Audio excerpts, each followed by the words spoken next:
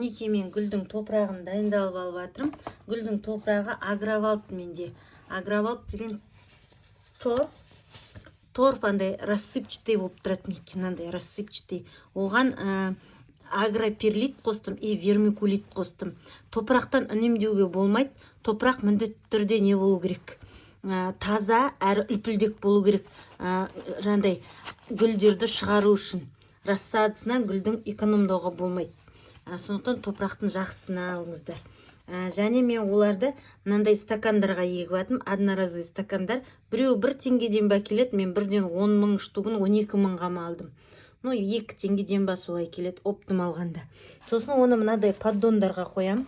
Мінекей мынадай поддондар. Бұны да мен оптым Шымкенттен 36 мыңға алдым ау деймін. Ішінде 90 штуғы бар. Доставкасын төледім Ақтөбеге дейін. Осының үстінде кейін суды осыған құйып астынан суаруға да болады. Әзір мынаның стаканның тесіктерінен сулар ағып кетсе, менде ақ шкафта тұр ғой, сол үшін осындай поддонға қоямын. Мінекей стакандар мындай оптым тұр. Және жаңағы айттым ғой, бірінші Актара мен Привикур 2 фунгицидпен улап алу керек. Біреуі Актара насекомдардың личинкаларын өлтіру үшін, ал қандай қымбат топырақ болса да керек ол. Үйде боқшондар ұшып жүреді, олар личинка салып кетеді. И жаңадан өсіп келатқан майда гүлдің нелеріне, рассадыларына ол өте зиян, корешоктарын жеп қояды, тамырларын. Сосын фитоспоринмен да не істеуге болады, чтоб плесень болмас үшін, көгермес үшін. Міне фитоспорин бактериальный грибный, жандай грибных болезней деген ғой, фитофтороз, корневой гниль, мінекей мучнистый роса, черный ножка болмау үшін фитоспорин да жақсы. Бірақ слабылау бұл. Ең мықтысы жаңағы Привикур пайдаланғандарыңыз дұрыс. Менде бүгін Привикур бітіп қалған, сондықтан бүгін виола мен вербенаны пока фитоспоринмен егіп жатырмын. Сосын Привикурмен артынан құямын мен. Сосын келесі Актара. Бірақ мынау биофунгицид болғасын, бұған мына метарезин деген тоже биоинсектицидті қолданайын деп жаттым. Не проволочник, бірдеменің, в общем, ненің жандай топырақтағы вредительдерді құртатын деген, бірақ соншалықты келіңкіремейді. Ең дұрысы Актара. Болмаса алатар, бірақ алатардың иісі үйге зиян. Актара ең дұрысы. Қазір оны да көрсетем. Сол осыларды езіп алып, қазір мына суды стаканға салғаннан кейін құйып алам.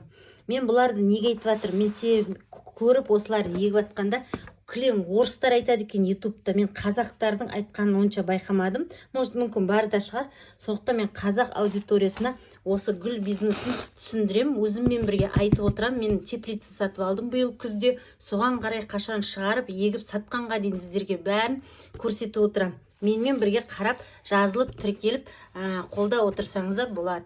Бұрын мен әр осындай декреттегі бизнесімді өзім жасаған шағын бәрін түсіріп тұрдым үлгергенімше. Просто менде уақытым болмай қалады түсіретін.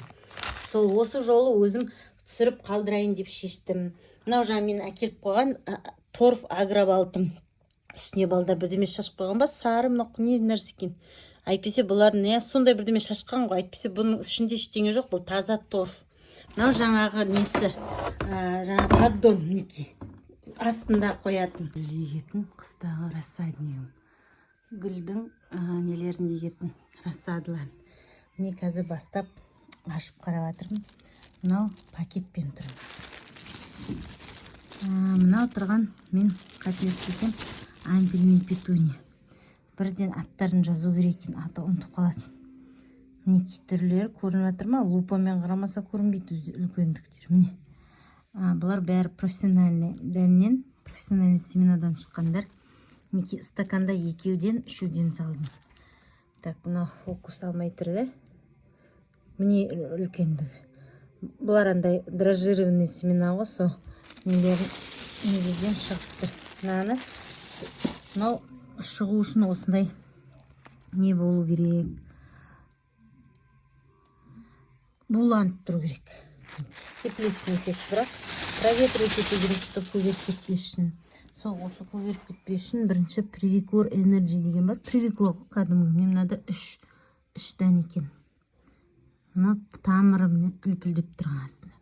Сол Привикурмен мына жерді бірінші залалсыздандырып алу керек. Көгеріп кетпес үшін. Жері торф, кәдімгі агробалт торф. Ол жаңағыдай кислый болмайды, сондықтан торфты сатып алып, оны агроперлитпен араластырдым. Араластырмасаңыз да болады. Шамалы влага ұстап тұрады деп. И вермикулит, мына жылтырап тұрғандар вермикулиттер, сонымен араластырғанмын. Некесі дәндер. Бұл ампельный петуния болу керек. Қазір мына жерде құрғап баратыр екен. Мына нем менің құрғап баратыр екен. Светтің астында тұр ғой. Мына жердегі гүлім, мына жерде бір семена тұр. Сол құрғақтың астында құрғап қалайын деп тұр. Тездетіп мынаған су шашу керекпін. Хотя мына жақтары су болып тұрса да, мына шетіндегі тұрғаны ғой, сосын құрғап баратыр.